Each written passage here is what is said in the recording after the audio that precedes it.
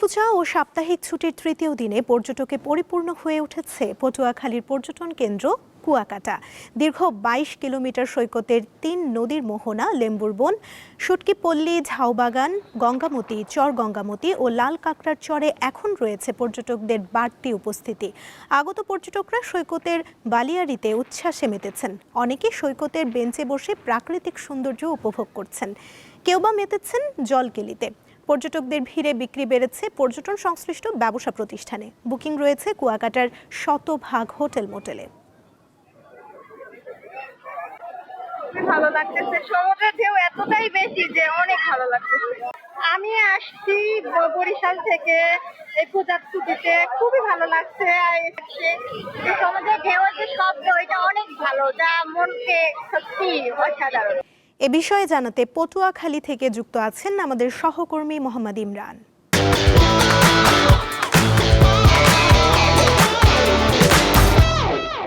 ইমরান, টানা ৪ দিনের ছুটিতে হোটেল মোটেলগুলোয় বুকিং নিয়ে কি বলছে সংশ্লিষ্টরা? ভাড়া নিয়ে কোনো অভিযোগ রয়েছে কি?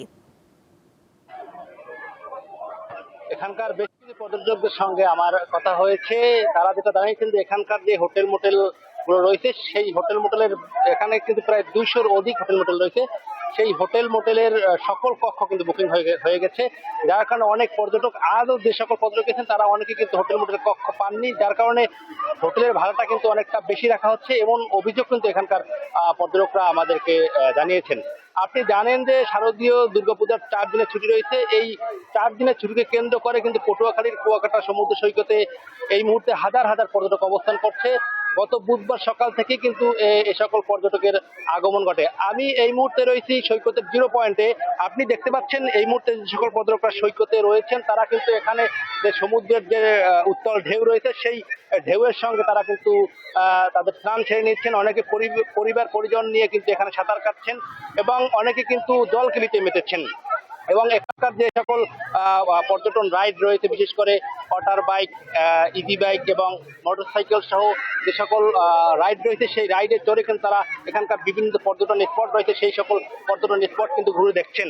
এবং অনেক পর্যটককে আমরা দেখেছি এখানে যে সৈকতের যে বালু রয়েছে সেই বালু নিয়ে কিন্তু অনেকে খেলায় মেতেছেন। বিশেষ করে শিশু পর্যটকরা কিন্তু অনেক উল্লাস করছেন, অনেকে কিন্তু এখানে ফুটবল নিয়েও কিন্তু আসলে খেলায় মেতেছেন।